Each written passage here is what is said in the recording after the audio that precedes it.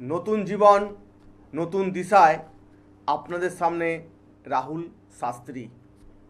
আপনারা এই রাহুল শাস্ত্রীর বিভিন্ন প্রোগ্রাম আপনারা দেখেছেন। আজকে আরেকটি পর্ব বা এপিসোড, সেটি হলো অনেক মানুষ আছেন যারা শনিদেবের কৃপাতে কোটিপতি হতে পেরেছে, রাজা হতে পেরেছে। আবার অনেকে এই শনিদেবের কোপে হয়েছে ভিক্ষুক। আজকের এই বিশেষ দর্শকবৃন্দ চলবে আলোচনা। আপনারা দেখবেন দু একদিন আগে কিছু ব্যক্তি কোটি টাকার বাড়িতে ঘুমাতেন, এখন তিনি কিন্তু রাস্তায়। আর যে ছিল রাস্তায় সে হয়েছে প্রতিষ্ঠিত। এর মূলে কি জানেন দর্শকবৃন্দ? যার নামটা প্রথমেই বলা হয়, সূর্যদেবের পুত্র শনিদেব, তার কৃপায় তার দৃষ্টিতে এরূপ কিন্তু হয়ে থাকে। তাই এই সূর্যপুত্র শনি, তাকে বলা হয় কর্ম ফলদাতা বলা হয়। কেন বলা হয়? তিনি কর্মফল প্রদান করে থাকেন। এই বিষয়টা শুধু কিন্তু মানুষ বা মানবদের জন্য কিন্তু নয়, এরূপ কিন্তু দেবতারাও কিন্তু হয়েছিলেন এই শনিদেবের শিকার। যেমন আমরা বলতে পারি, রাজা হরিশ্চন্দ্র এই শনির দৃষ্টিতে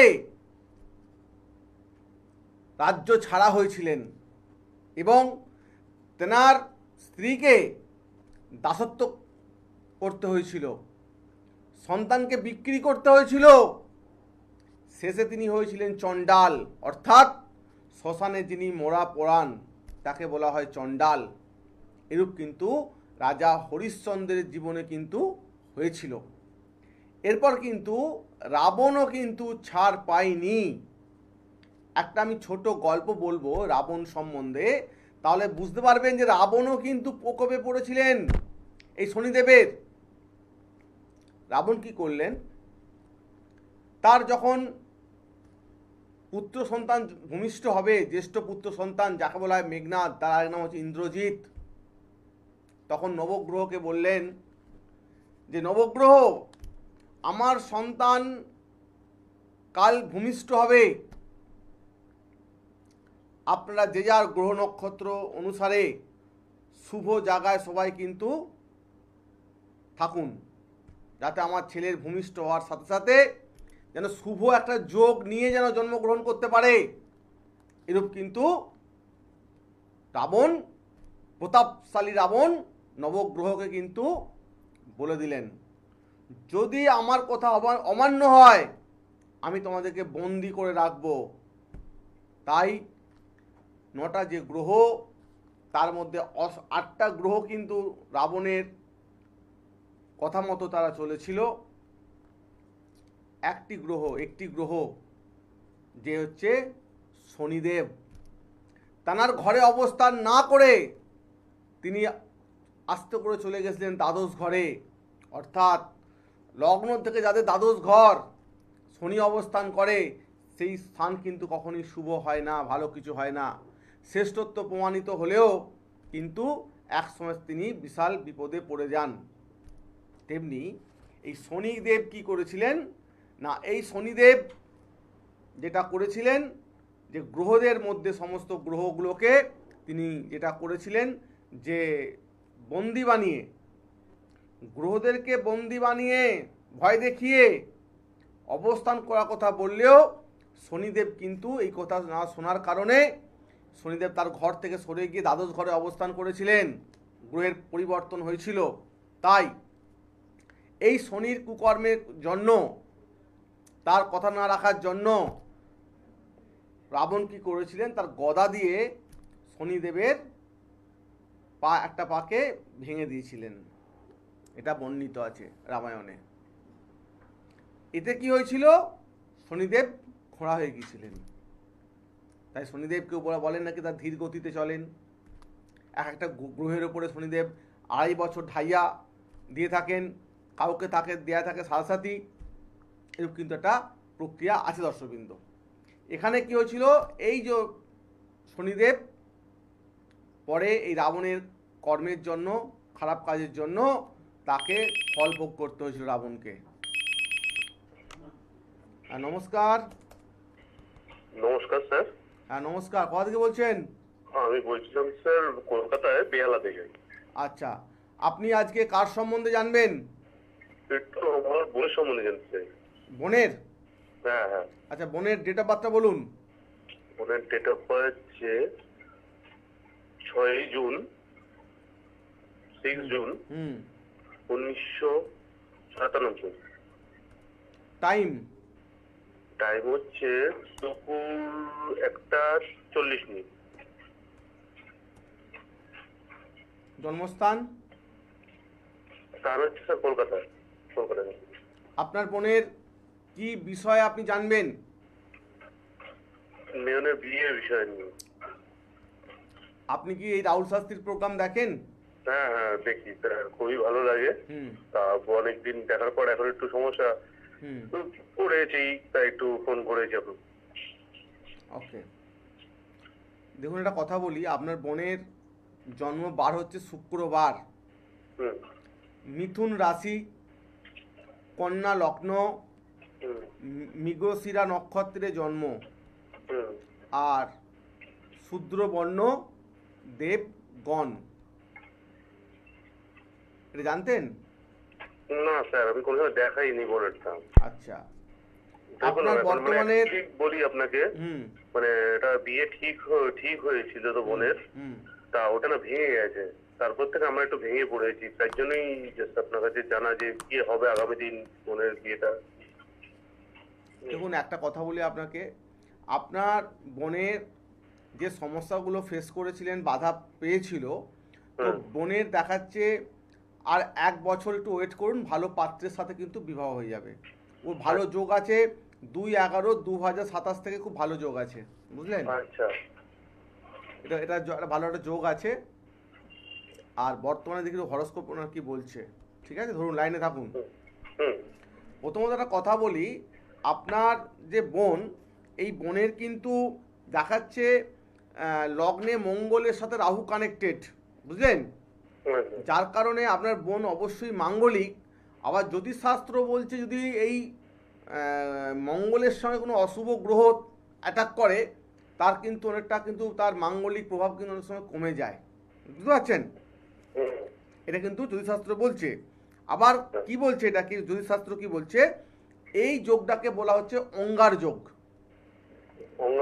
অঙ্গার যোগ, হ্যাঁ, মঙ্গলের সঙ্গে রাহু কানেক্ট হওয়া মানেই আপনার বোনের যোগটার নাম হচ্ছে অঙ্গার যোগ।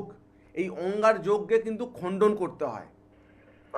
এই অঙ্গার যোগ কিন্তু অনেক সমস্যা তৈরি করে, বুঝতে পারছেন? তার সঙ্গে আবার একটা জায়গায় দেখা যাচ্ছে যে শনির সাথে কেতু কানেক্ট হয়ে গেছে। তার জন্য কি হয়, এরকম যোগ তাহলে ছন্ন ছাড়া যোগ হয়।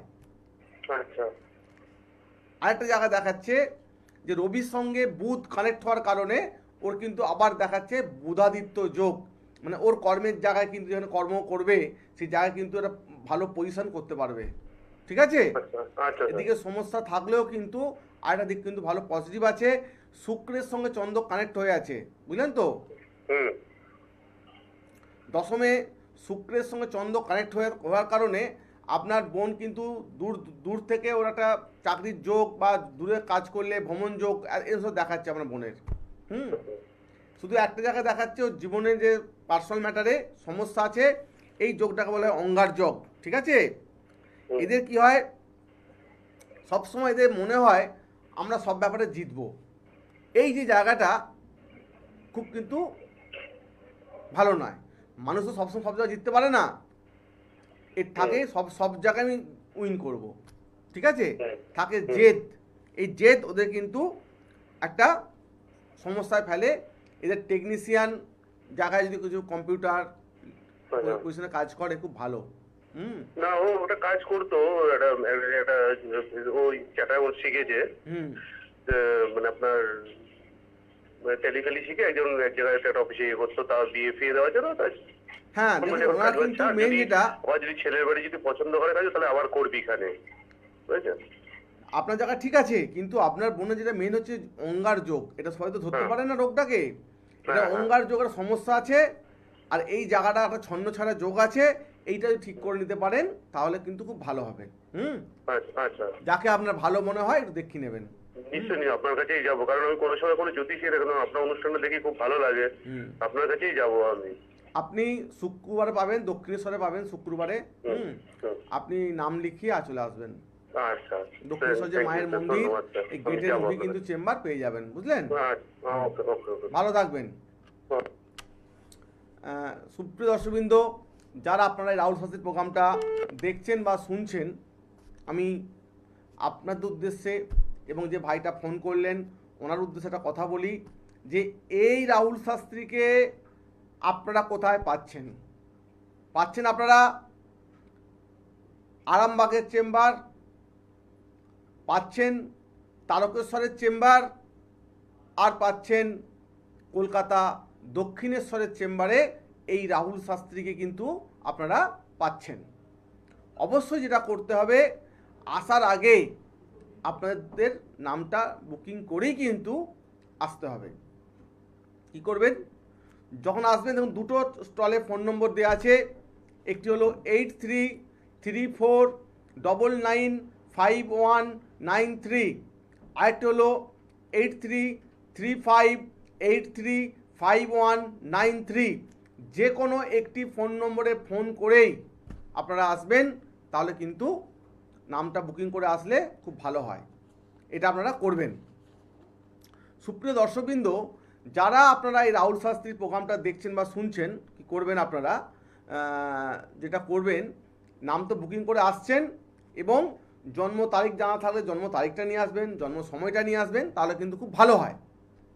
এবং যারা এই রাহুল শাস্ত্রীর প্রোগ্রামটা দেখছেন বা শুনছেন, যারা আপনারা অনেক দূরে আছেন, আউট অফ জেলার বাইরে আছেন, আউট অফ ডিস্ট্রিক্ট যেটা বলি আমরা, যে রাজ্যের বাইরে আছেন, দেশের বাইরে আছেন, ভাবছেন আমরা কি করে আসবো বা কি করে সমাধান করব। এই বর্তমান সময় কিন্তু সোশ্যাল মিডিয়ার যুগ, আপনারা অনলাইন কনসাল্ট করতে পারবেন।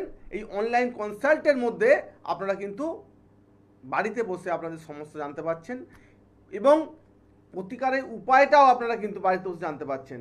তাহলে দেখুন অনলাইন যুগে কত সুবিধা আছে, সেটা আপনারা করুন, ভালো হবে। যদি আপনাদের কারো বন্ধু বান্ধবের সমস্যা থাকে, আত্মীয়দের, সে একইভাবে আপনারা বাড়িতে বসে জেনে নিন, তারপর কখনো টাইম করে চেম্বারে যোগাযোগ করুন, খুব ভালো হবে। দর্শকবৃন্দ, যে বিষয়টি আলোচনা করছিলাম, যে শনিদেবের কৃপাতে কেউ হয় রাজা, কেউ হয় ভিক্ষুক। তো একটা কথা বলি, এই শনিদেব কিন্তু সবসময় বিরাজ করে কোথায় জানেন? গরিব দুঃখী মানুষের মধ্যেই কিন্তু শনিদেব সবসময় বিরাজমান হয়। তাই শাস্ত্রে কি বলে, যে গরিবদের দান ধ্যান করতে কেন বলে?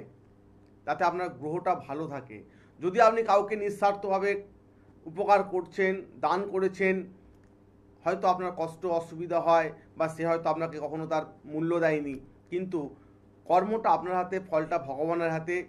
শনিদেব দেখেন, যে ভালো কর্ম করেন এই শনিদেব কিন্তু চুপচাপ তাকে ভালো ফলটাই কিন্তু দিয়ে থাকেন। আর যে ব্যক্তি অসৎ কর্ম করে যায়, গরিবের অত্যাচার করে যায়, কথাবার্তার মধ্যে অপমান করে, তার ফল কিন্তু শনিদেব তাকে ঠিক বুঝিয়ে দেয়। এবং অহংকার, এই অহংকার জিনিসটা কিন্তু কখনোই শনিদেব পছন্দ করেন না। যেখানে অহংকার থাকে সেখানে কিন্তু শনির দৃষ্টি চলে যায় তার উপর, এবং তখন শনিদেব কি করেন? তাকে বাড়ায়, তুই আরও বার, আরও বার, আরও বার, তারপরে দেখছি। এই হচ্ছে শনিদেবের একটা বিষয়। অনেকে ভাবেন যে তাদের শনি গ্রহ খারাপ হয়ে গেছে। আপনারা কিভাবে বুঝবেন শনি গ্রহ কীভাবে খারাপ হচ্ছে? দেখবেন যাদের শনি গ্রহ খারাপ হয়ে গেছে তাদের দেখবেন চোখ মুখ দেখবেন কালো হয়ে যাচ্ছে, মুখে পোর্শন পুরো কালো হয়ে যাবে, কপালে কালো স্পট পড়বে। এইভাবে দেখা যায় শনি তার, ভাবতে হবে শনি তার খুব খারাপ জায়গায় অবস্থান করছে। হ্যাঁ নমস্কার। নমস্কার। হ্যাঁ, কোথা থেকে বলছেন? হ্যাঁ, সুজয় দাস বলছি বাঁকুড়া থেকে। বাঁকুড়া থেকে বলছেন। সুজয় বাবু, আপনি কি এই রাহুল শাস্ত্রীর প্রোগ্রাম দেখেন? হ্যাঁ, প্রোগ্রাম দেখি আপনার, মানে খুবই ভালো লাগে। আর আজকে কোন রকম লাইনটা পেয়েছি। আচ্ছা আচ্ছা, জয় মাতারা, জয় মাতারা। ধন্যবাদ। আজকে আপনি কার সম্বন্ধে জানবেন? আমার সম্বন্ধে জানবো। আপনার জন্ম তারিখটা বলুন। হ্যাঁ, 19 জানুয়ারি 1999। টাইম? টাইমটা আছে সকাল 9টা 20। আজকে আপনি আপনার কি সম্বন্ধে জানবেন? আমার একটু কর্মদিকটা নিয়ে জানবো, মানে কোনো কাজে সফলতা পাচ্ছি না সেটা। আচ্ছা, আপনি আপনার জন্মস্থান কোথায়? বাঁকুড়া। আপনার জন্মবার হচ্ছে মঙ্গলবার, হ্যাঁ।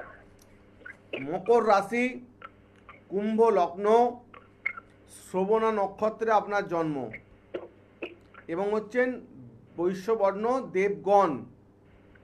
আচ্ছা। তো বর্তমানে যেটা চলছে আপনার, বৃহস্পতির চলছে মহাদশা। খুব একটা ভালো জায়গায় আপনি পড়েছেন, বৃহস্পতির দশা। ভালোভাবে কাজে মন দিন। আপনি কোনো আপনার কাজে মন নেই, আর মানে কাজগুলো ঠিকঠাক মনে থাকছে না, কোনটার পর কোনটা করলাম, মানে কোনো ঠিকঠাক আমার মনে থাকছে না। একটা কথা বলি ভাই, শুনুন, যেটা কিন্তু আপনাকে ভালোভাবে শুনতে হবে কথাগুলো। এখানে যেটা মেন বিষয় হচ্ছে, আপনি একটা কালসর্প যোগ আছে আপনার, বুঝলেন? হ্যাঁ। এবং দ্বাদশে চন্দ্র অবস্থান করার কারণে রবির সঙ্গে কেতু কানেক্ট, আপনার কিন্তু পুলিশি ঝামেলা বা আইনি সংক্রান্ত সমস্যায় কিন্তু জড়িয়ে যাওয়ার অনেকটা চান্স আছে। যদি আমি বলবো, যদি আপনি প্রতিকার নিয়ে চলেন তাহলে কিন্তু ভীষণ ভালো হবে। আচ্ছা, প্রতিকারটা নিব আপনার কাছ থেকে, আমি নিব। কারণ আপনার বিয়ের জায়গায় সমস্যা দেখাচ্ছে, বুঝতে পারছেন? হ্যাঁ। বিয়ের জায়গায় সমস্যা দেখাচ্ছে, কিন্তু আপনারা ভবিষ্যতে একটা প্রাপ্তি যোগের সম্ভাবনা আছে। যদি আপনি প্রতিকার নিয়ে চলেন, আপনার ভবিষ্যতে একটা প্রাপ্তি যোগ বা অ্যাচিভমেন্ট আপনার জন্য কিন্তু ভগবান লিখে দিয়েছে। তো একটা কথা বলি, একটা গোডাউনের মধ্যে অনেক মানে গোডাউন ভর্তি চাল আছে, কিন্তু আপনি মালিক, কিন্তু সেই গেট বা দরজায় কিন্তু একটা তালা মারা আছে। যদি তালাটা মারা থাকে তাহলে আপনি কি আপনার গোডাউনে প্রবেশ করতে পারবেন? না না, একদমই না। পারবেন না। তালা খুলতে হবে। এই যে তালা, ভাগ্যের যে তালা, এই তালা খুলতে গেলে চাবিকাঠি কিন্তু আছে রাহুল শাস্ত্রীর হাতে, বুঝতে পারছেন? কি উপায় করলে আপনার ভাগ্যের দরজা আপনি খুলতে পারবেন সেটা রাহুল শাস্ত্রী জানে। এটা ফোনে ফোনে হবে না, আপনাকে আমাদের চেম্বার যেগুলো আছে আমি বলে দিচ্ছি, যে কোনো একটি চেম্বারে আসুন, আপনি আপনার ভাগ্যের দরজাটা খুলুন। আচ্ছা আচ্ছা, ধন্যবাদ। ভালো থাকবেন। দর্শকবৃন্দ, যারা আপনারা এই রাহুল শাস্ত্রীর প্রোগ্রামটা দেখছেন বা শুনছেন, যে বিষয় নিয়ে আলোচনা করছিলাম, যে এই শনিদেবের ঘটনা নিয়ে আলোচনা করছিলাম, দেখুন এই শনিদেব কি করেন, যে সমস্ত জাতক বা জাতিকার মধ্যে আপনাদের মদে আসক্ত থাকেন, সেখানে শনি গ্রহ কিন্তু প্রবেশ করে যান। যেখানে আপনারা সাতটা বা জুয়া খেলেন, সেই ব্যক্তির সঙ্গে শনি গ্রহ রাজ প্রবেশ করে যান, তাকে একদম উঁচু থেকে নিচেতে নামিয়ে দেন। আর কি, যদি দেখা যায় যে আপনি অসৎ কর্ম করছেন, সেখানেও কিন্তু শনির দৃষ্টি পড়ে আপনাকে ভিখারি বানাতে পারে।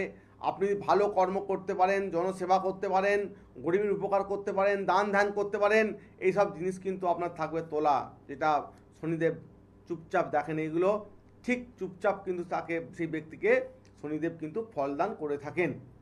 তো এখানে যে প্রশ্ন আলোচনা করছিলাম, যে শনি গ্রহ যদি খারাপ হয় কী কী জিনিস লক্ষ্য করা যায়, একটু শুনুন দর্শকবৃন্দ। দেখবেন যে সমস্ত জাতক ও জাতিকা আপনারা জুতো বা শু পরেন, হঠাৎ দেখবেন মাঝে মধ্যে আপনাদের পায়ের জুতো কিন্তু ছিঁড়ে যাচ্ছে। এই ছিঁড়ে যাওয়াটা কিন্তু বারবার ছিঁড়ে যাচ্ছে বা হারিয়ে যাচ্ছে জুতো, তাহলে জানবেন যে আপনাদের কিন্তু শনি গ্রহটা ভীষণ খারাপ হয়ে আছে। তাই শনি গ্রহের কিন্তু আপনাকে প্রতিকার নিয়ে চলতে হবে। এই শনি যে কথা বলতে গেলে, শনি রাজ হচ্ছে মহারাজ, তিনি হচ্ছে কর্মফল দাতা, তিনি শুধু কর্মফল প্রদান করে থাকেন। এখানে জ্যোতিষশাস্ত্রে কিন্তু উল্লেখ করা আছে যে শনিদেবকে যদি পজিটিভ করা যায় তাহলে কিন্তু ভিখারিও রাজা হতে পারে।